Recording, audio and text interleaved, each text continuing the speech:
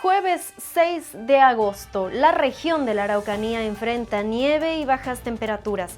Desde el Ministerio de Agricultura declararon emergencia agrícola debido a los daños y afectaciones del lugar. Esta declaración permite a la cartera y a sus distintos servicios modificar presupuestos y trasladar recursos e instrumentos de apoyo para productores silvoagropecuarios y habitantes rurales. El subsecretario de Agricultura Francesco Venecian recorrió Teodoro Schmidt, Tolten y Carahue, una de las comunas más afectadas, donde se hizo la entrega de 6.000 kilos de avena forrajera destinada a la alimentación de ganado. Ante esta situación, llamó a los productores a completar la ficha de afectación silvoagropecuaria, herramienta que permitirá identificar pérdidas en áreas como ganadería, cultivos y daños materiales. Por su parte, el alcalde de Carahue, Helmut Martínez, estimó que hay más de 4.000 personas aisladas y entre 600 y 700 inundadas debido al desborde de los ríos Imperial y Damas, lo que provocó la inundación en zonas bajas de la comuna. La autoridad señaló que muchas familias se resisten a evacuar para proteger sus pertenencias. Afirmó también que la incomunicación ha sido lo más complejo, mientras los equipos municipales, bomberos, carabineros, GOPE, la Armada, pescadores y agricultores utilizan botes y lanchas para entregar ayuda y realizar operativos médicos. Y de esta manera comienza Portavoz Noticias. Asociación Regional de Canales de Televisión de Señal Abierta de Chile, Arcatel, presenta Portavoz Noticias. Una masiva pelea de estudiantes del Liceo Industrial de Antofagasta levanta las alertas respecto a la violencia escolar. Un menor de edad se encuentra con riesgo de perder un ojo. Las imágenes fueron difundidas a través de redes sociales. Señalan que existen bandas en el interior del establecimiento que incluso portan armas. Antofagasta TV con la información. Con gritos, golpes de puño y patadas, más un estudiante con riesgo de perder un ojo, este fue el resultado de un nuevo hecho de violencia protagonizado por estudiantes del Liceo Industrial de Antofagasta a las afueras del establecimiento. Una situación que fue viralizada a través de redes sociales y que expone nuevamente la problemática de la violencia escolar. Lo que pasó fue una pelea entre estudiantes colombianos contra estudiantes venezolanos, por lo que se comenta. Obviamente también habían chilenos. Los rumores son de que comenzó la pelea o el conflicto por un comentario que se hizo hacia una estudiante colombiana, hermana de otra chiquilla un poco más grande. Entonces se empezó a planear la trifulca hasta que se terminó dando. Según indican fuentes con quien se comunicó Antofagasta Televisión, este tipo de situaciones violentas serían una constante al interior del liceo. De hecho, se apunta a lo que sería la presencia de bandas, las cuales incluso traficarían droga en su interior. Claro, son bandas de extranjeros, los cuales obviamente trafican, consumen dentro del establecimiento y se dedican a pelear constantemente. Esa es como su forma de arreglar los problemas. No son capaces de conversar.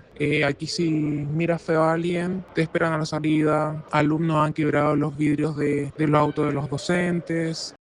La situación con estas bandas sería tal que algunos estudiantes cargarían con armas cortopunzantes y manoplas en el día a día. En el patio del liceo, en el momento de recreo, sí se logran presenciar bandas, se apoderan de sectores del liceo, ya sean bandas extranjeras o chilenas, a veces una mezcla. La violencia está en todos lados. Los chiquillos ayer manejaban manoplas, cuchillos. Un día nos van a terminar matando a nosotros como trabajadores o a algún alumno porque en sus mochilas deben traer pistolas, lo que sea. Todo vale en este liceo. Desde el interior del establecimiento indican que pese a los constantes hechos de violencia, no ha existido una real intervención por parte de las autoridades denunciando un abandono total. Si en verdad se aplicasen las sanciones a todo lo que está pasando, pucha, ya todo se hubiese tranquilizado. Pero aquí cualquiera puede hacer de todo. O sea, no van a parar hasta que maten a un alumno. Yo creo que los mismos vecinos del sector ya están atemorizados. Ayer dentro de toda esa trifulca se logra ver que había un trabajador de esos que barren las calles. Él estaba barriendo la plaza y se tuvo que ir a esconder. O sea, los profesores no trabajan tranquilos, las auxiliares no trabajan tranquilas. A una inspectora hace menos de un mes la golpearon también. Los mismos estudiantes del liceo, los estudiantes siguen acá, la inspectora no les dieron licencia. La solución que se dio es que la misma inspectora tenía que reconocer a los chiquillos que la habían golpeado. Entonces el abandono es total. Desde la Seremi de Educación indicaron estar en contacto con la CMDS de Antofagasta, quienes les señalaron estar tomando medidas tras este hecho. Por otra parte, desde la Seguridad Pública de la Municipalidad se informó que se encuentran accionando de forma preventiva con las patrullas OS-14. Lamentamos profundamente los hechos ocurridos y que involucran a estudiantes del Liceo Industrial de la ciudad de Antofagasta. Al respecto, tomé contacto con el director ejecutivo de la Corporación Municipal de Antofagasta, quien me informó que ya se encuentran tomando medidas junto a organismos municipales y equipos del establecimiento educacional. Desde la Seremi de Educación haremos seguimiento a este caso con el objetivo de prevenir la ocurrencia de nuevas situaciones. Tomamos conocimiento de esta información que da cuenta de amenazas y que publicaba una posible pelea, riña en el exterior del Liceo Industrial. Así que realizamos las coordinaciones con los directivos del establecimiento. Tenemos nuestro servicio de seguridad pública, particularmente nuestras patrullas de OS-14 desplegadas en el lugar como una acción preventiva, y también entregamos toda la información a Carabineros, quien ha dispuesto un servicio preventivo también en la inmediación del establecimiento. El compromiso es desarrollar todas nuestras capacidades para que estos eventos no sucedan. Un hecho de violencia que vuelve a poner sobre la mesa las problemáticas profundas que enfrentan los establecimientos educacionales de Antofagasta. Una situación similar se produjo en Pucón. Una violenta riña entre estudiantes ocurrió el pasado 26 de julio. Las imágenes fueron difundidas rápidamente a través de redes sociales. Tras un operativo de Carabineros lograron identificar y detener a uno de los participantes. Encontraron drogas, armas y dinero en efectivo durante el allanamiento de su vivienda. Pucón TV con la información. La viral riña entre estudiantes de la comuna dejó a su primer detenido. Esto ya que tras un operativo de Carabineros en el centro de Pucón, se allanó el domicilio de uno de los menores involucrados en el caso y se logró su detención, pero también la incautación de un arma de fuego y bastones retráctiles que habrían sido utilizados en la golpiza, además de droga y dinero en efectivo. Una denuncia que recibimos el día 26 de julio a raíz de una riña de estudiantes que eran al parecer de la Carlos Holzafer, Pablo VI y también de Villarrica, a raíz de una orden de investigar emanada por la Fiscalía Local de Pucón, en la cual a través de diligenciada por personal CIP se logró establecer la participación de alrededor de 12 a 14 menores dentro de un adulto. En esta riña también cabe destacar que hubo un menor que resultó lesionado con lesiones de gravedad y hospitalizado por las lesiones que presentaba. En el desarrollo de la investigación se logró establecer alguna identidad y domicilio, en la cual la persona del CIP de esta unidad hizo ingreso al inmueble que se encuentra aquí en la comuna de Pucón, logrando encontrar a uno de los menores que pudimos apreciar los videos, ¿cierto?, en las cuales se difundió en redes sociales donde se escuchaba un disparo. Escuchaban disparos. De esta forma, en el ingreso, como pueden ver, se logró la recuperación del arma de fuego, más la munición. Además, en el registro del inmueble se encontró dinero, droga, tara y elementos para cometer el delito también, elementos que son prohibidos por la ley, como este bastón retráctil.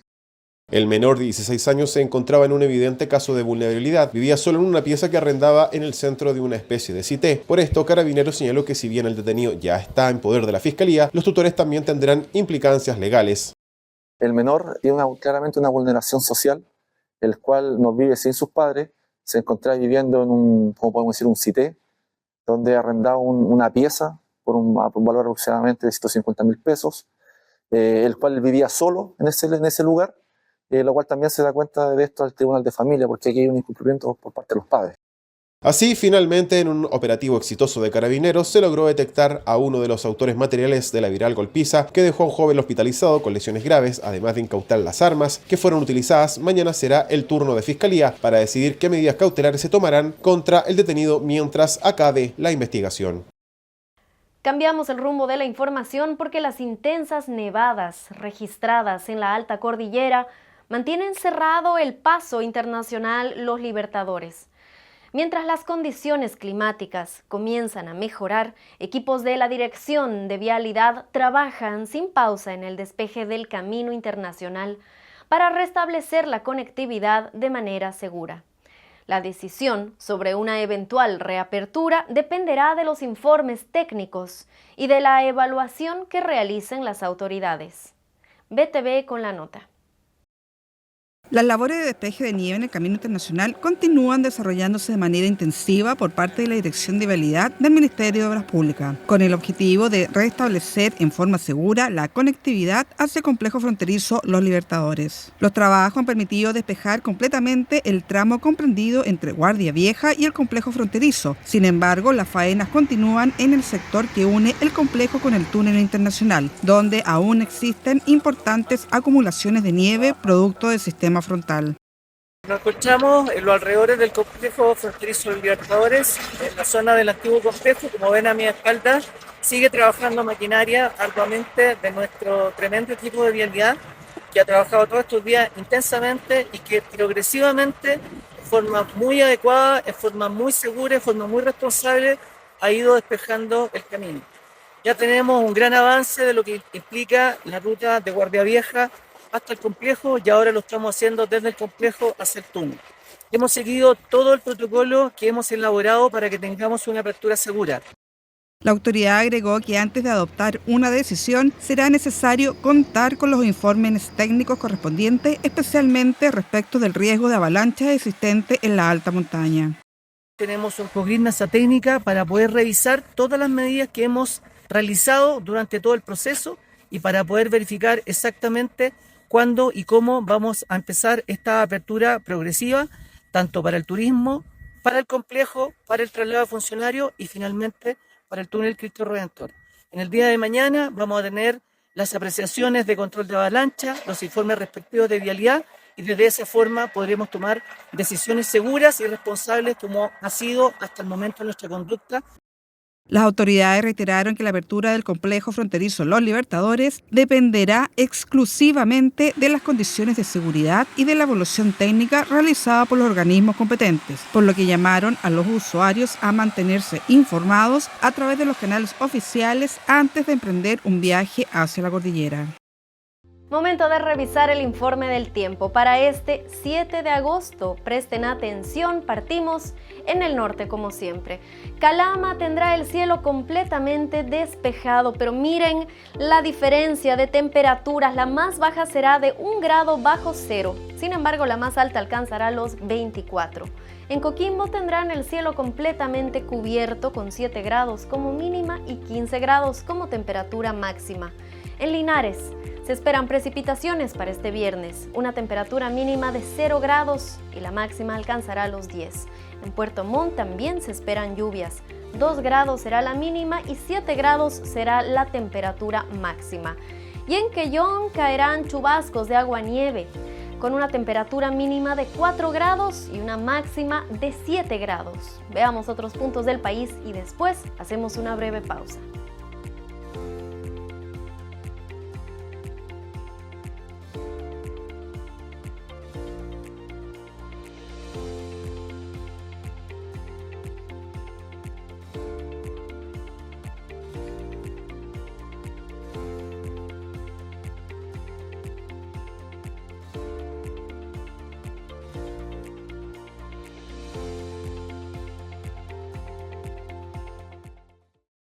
Hola, soy Josefa y así nací. He tenido que pasar por muchas operaciones y aún me quedan 8 años de tratamiento. Pero ¿sabe qué? Vale la pena. Con la ayuda de Fundación GANS, niños y niñas como Josefa pueden rehabilitarse para comer, hablar, sonreír y hasta cantar. Haz tu aporte en unidosporunasonrisa.cl.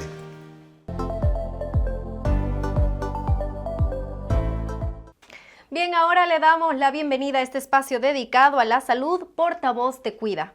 Uno de los grandes problemas que enfrenta la humanidad es la obesidad, una enfermedad compleja que se produce al acumular una cantidad excesiva de grasa corporal. Y esta trae otras enfermedades consigo o mayor riesgo a contraerlas. De hecho, el 31% de los adultos son obesos en Chile y en 2040 la cifra alcanzaría el 48%. Hoy hablamos de este tema con la doctora Lorena Salinas, diabetóloga, y nutrióloga de la Clínica Universidad de los Andes. Bienvenida, doctora, gracias por estar junto a nosotros. Hola, muy buenas tardes. No, gracias a ustedes por el espacio y por la invitación.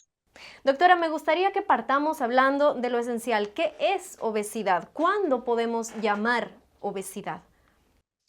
Obesidad tradicionalmente se define con el índice de masa corporal, que es esta relación entre el peso y la talla por una fórmula, y hablamos de obesidad en términos médicos cuando supera los 30 kilogramos por metro cuadrado, y el sobrepeso sobre un índice de masa corporal de 25. ¿Y qué es lo que refleja esto? Aunque el índice de masa corporal está cambiando, hay nuevas definiciones, lo que refleja esto es lo que nos preocupa, un aumento de la grasa corporal, y esta grasa corporal va generando cambios negativos para el cuerpo, es decir, va generando condiciones asociadas, enfermedades que aumentan el riesgo de enfermedades cardio-reno-metabólicas, entre muchas otras consecuencias que esta enfermedad conlleva. ¿Cuándo se habla de obesidad mórbida, doctora? Mórbida significa muy severa. Estamos hablando de los pacientes que tienen un índice de masa corporal más de 40 y que eso conlleva un riesgo muy elevado. Entre más índice de masa corporal tienen los pacientes, menor sobrevida, en particular mayor severidad, más obesidad, es decir, el paciente va a vivir menos. Pero las nuevas definiciones, más que el índice de masa corporal, porque si la fórmula del índice de masa corporal es peso por talla al cuadrado, en peso va todo. Y la importancia del músculo que se reconoce cada vez más. Hay personas con índice de masa corporal alto, pero porque tienen mucha musculatura, o hay personas que tienen índice de masa corporal alto porque tienen una gran cantidad de masa corporal de grasa, o aquellas personas que tienen el músculo disminuido y además tienen grasa excesiva, y eso se llama obesidad sarcopénica. Entonces, lo que buscamos medir es la grasa corporal, y que principalmente es la grasa que se acumula a nivel abdominal. Por eso hay personas normopeso, es decir, con índice de masa corporal normal, pero que sí van a tener obesidad porque su tejido adiposo, es decir, la grasa está aumentada en cantidad, o porque está localizada en ciertos segmentos, la grasa visceral o grasa abdominal, que refleja la cintura, que es lo que medimos en la clínica, y eso le da más riesgo metabólico y cardiovascular a las personas. Y doctora, al darle la bienvenida, al saludarla, mencioné unas cifras.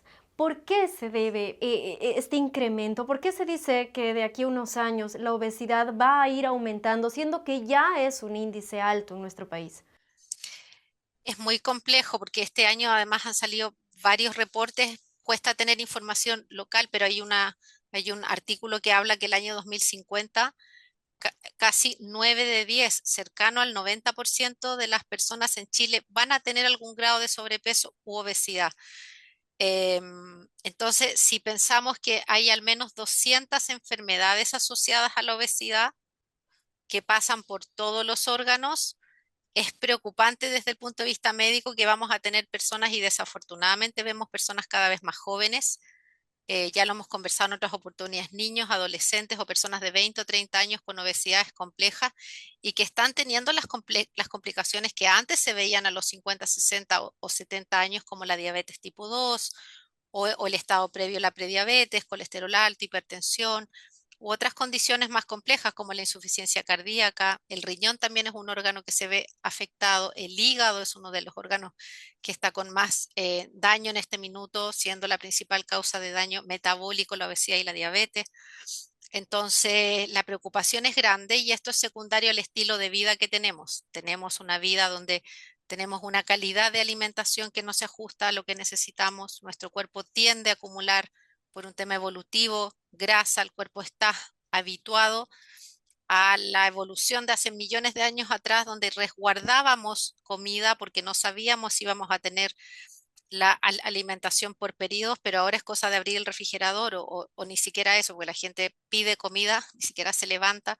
Entonces, la combinación de una alimentación no saludable y sedentarismo, con la disrupción de esa vida en el sueño, en el manejo del estrés, en la flora o microbiota, en la flora bacteriana, son múltiples los factores que se van acumulando y que hablamos de este porcentaje altísimo de obesidad y que esta pandemia o explosión de la obesidad data de los últimos 30, 40 años.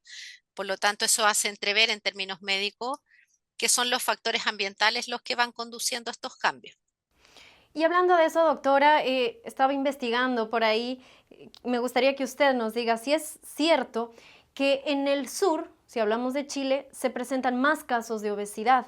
Muchos tendrían a pensar que esto se debe al frío, ¿cierto? Cuando se vive en una ciudad, por ejemplo, donde, no sé, sale menos el sol o hace más frío, uno tiende a hacer menos ejercicio. Sin embargo, esto se contradice con la situación de otros países fríos también, donde el índice de obesidad no es tan alto.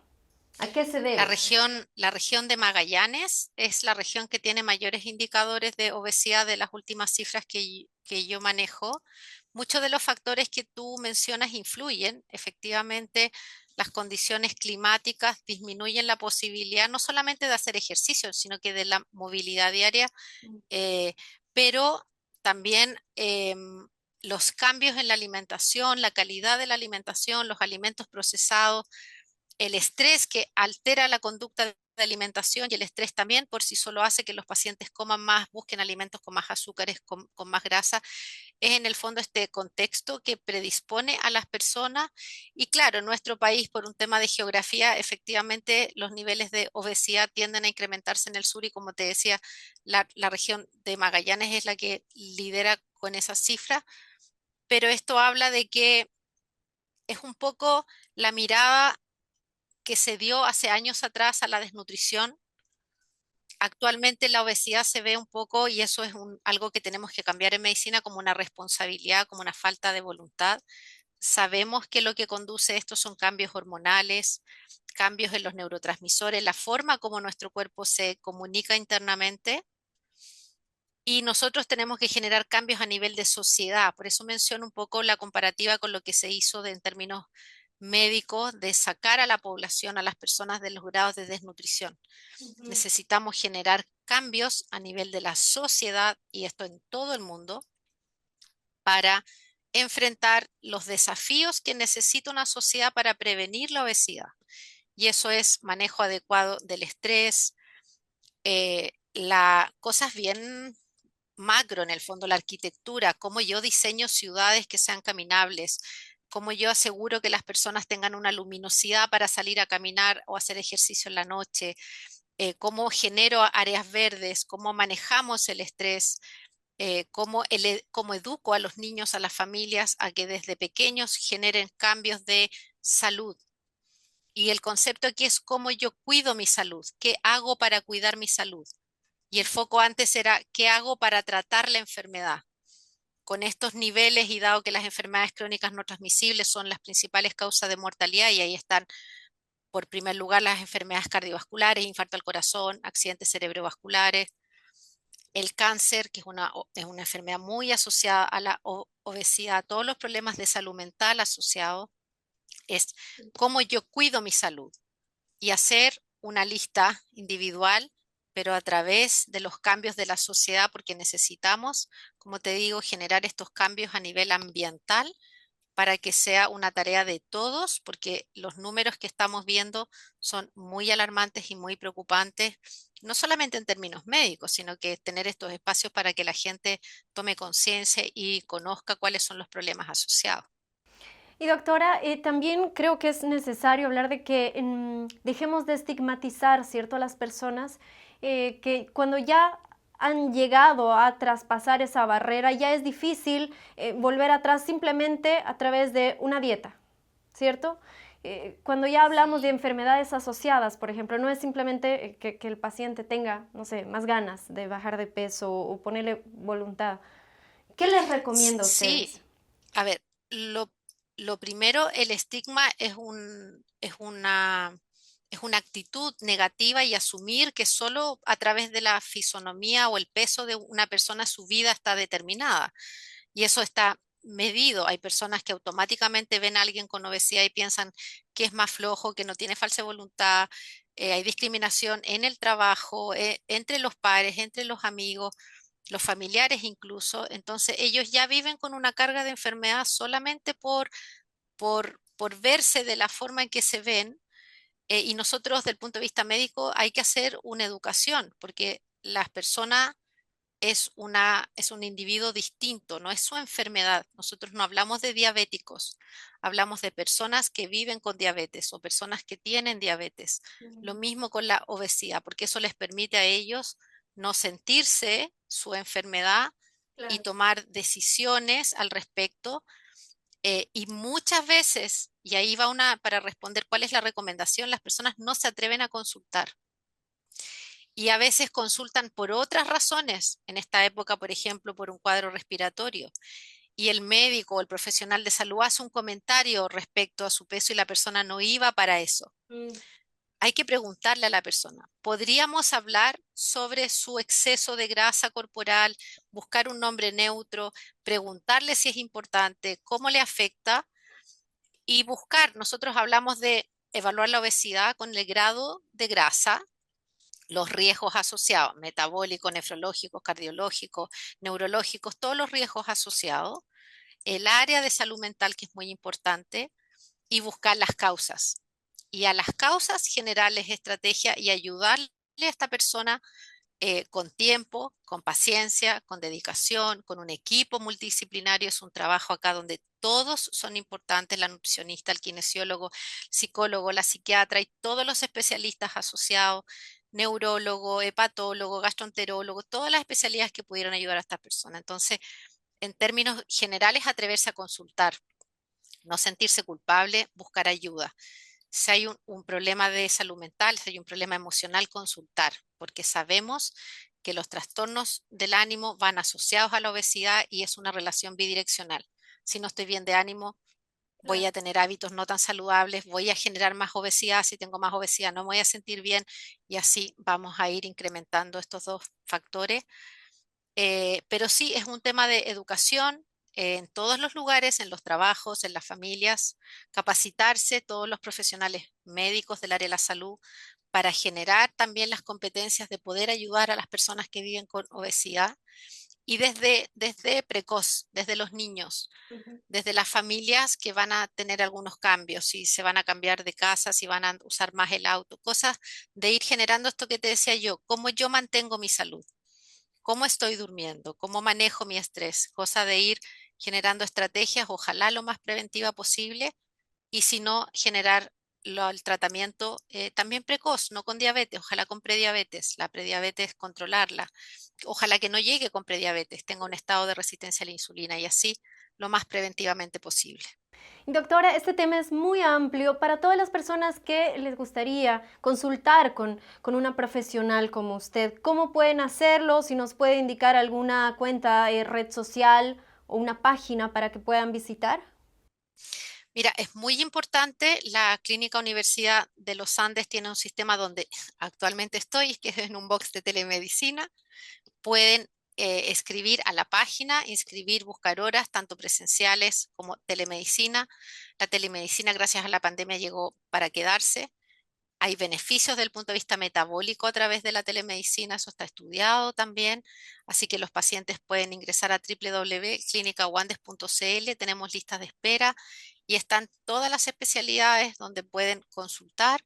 Hay diferentes niveles de complejidad, también está el equipo de medicina preventiva, estamos todos los nutriólogos diabetólogos y todos los equipos de salud, desde los médicos generales en atención primaria, los médicos especialistas, todos tenemos que tener noción y conocimiento de cómo ayudar a las personas y facilitarles el acceso. Así que bienvenidos la atención por la clínica. Como te digo, la telemedicina llegó para quedarse, pero lo importante es que las personas consulten y consulten por la vía que quieran ingresar. Si prefieren ingresar por salud mental, todos van atentos a pesquisar la obesidad, las complicaciones, hacerse los exámenes necesarios, hacerse la ecografía abdominal, glicemias, perfil lipídico, presión arterial, un examen físico completo e ir mirando cada uno de los órganos paso a paso y que ojalá eso se haga en forma precoz.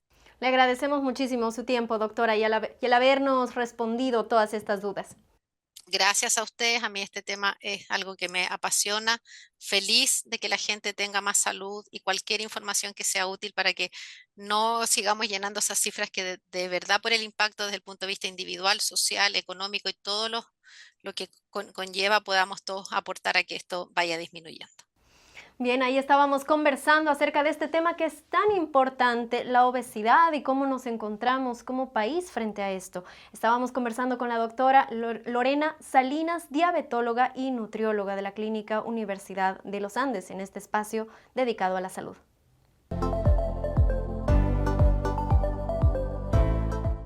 Y estamos de vuelta con la información. El Liceo Bicentenario Técnico Amancay de los Andes recibió la visita de una delegación peruana compuesta por 17 educadores y la UNESCO para conocer en terreno la implementación del modelo pionero en el establecimiento. Los detalles en la nota de BTV. El Liceo Bicentenario de Excelencia Técnico Amancay de los Andes recibió la visita de una delegación peruana compuesta por 17 educadores, entre docentes y especialistas en educación, acompañados por representantes del programa Reimagina y la UNESCO. La pasantía internacional buscó conocer en terreno la implementación del modelo pionero en el establecimiento andino, centrándose en el desarrollo de los proyectos de vida estudiantiles y la apropiación tecnológica aplicada a la educación técnica. En este colegio nos interesó mucho el tema de proyecto de vida, que es uno de los pilares, los componentes básicos, el principio básico del programa Reimagina. Y estamos buscando experiencias que hayan avanzado en estructurar su forma y que puedan servir nuevamente como un tema de inspiración, de innovación, pero también nos interesa mirar esa ruta de construcción que ha tenido este colegio. Las expectativas eran altas, ¿no? Definitivamente, pero la experiencia ha superado ellas, ¿no? Tenemos muchas experiencias motivadoras para el trabajo que nosotros realizamos. Por ejemplo, la amplitud de criterio con el que trabajan con los niños, la libertad que ellos tienen para agruparse, para dar iniciativas en los proyectos diversos que hemos podido observar. Todo ello pues nos va a motivar, ¿no? A quizás replicar algunas situaciones que puedan ser adaptadas a nosotros, ¿no? Durante el recorrido por las aulas y talleres, los educadores extranjeros observaron el trabajo práctico realizado por la comunidad escolar. La jornada permitió abordar las dinámicas de convivencia y el acompañamiento socioemocional como herramientas relevantes para que los estudiantes continúen sus trayectorias educativas o se inserten en el mercado laboral tras su egreso. Nos han pedido esta delegación a través del modelo pionero que mostremos dos pilares, que es el proyecto vida y la apropiación tecnológica. Obviamente cuando nos dijeron eso, nosotros dijimos, ¿cómo mostramos el proyecto vida? Ya, pero el proyecto de vida es una forma de entender la educación, una forma de vivir, ¿ya? Y que tiene relación al vivir, a la convivencia, pero al mismo tiempo al saber vivir. ¿Ya? Y obviamente nos hemos desplegado con los estudiantes mostrando cómo convivimos dentro del colegio en forma diaria. Constatar que la educación está renovándose a nivel planetario y particularmente a nivel de Latinoamérica. Las experiencias que vivimos en varios colegios acá en el territorio y que estamos agrandando, expandiendo, no son un caso aislado, ¿no? Hay una red de innovación de la cual evidentemente la escuela el Liceo Amancay y también en América, otros más, son un referente, yo diría, nacional y también mundial. Por eso nos visitan, por eso vienen a ver, y también eso genera la posibilidad de que nuestros propios profesores, directivos también visiten en algún momento esas experiencias internacionales. Con este encuentro concluyó la pasantía internacional en la provincia de los Andes, ahora con el desafío de que las metodologías y planes de trabajo revisados durante la jornada puedan ser adaptados por los profesionales peruanos según la realidad de sus propios colegios, mientras que a nivel local se proyecta mantener estos intercambios para actualizar la formación técnica que se entrega en la zona. Y de esta manera llegamos al cierre de esta edición de jueves. Gracias por habernos acompañado.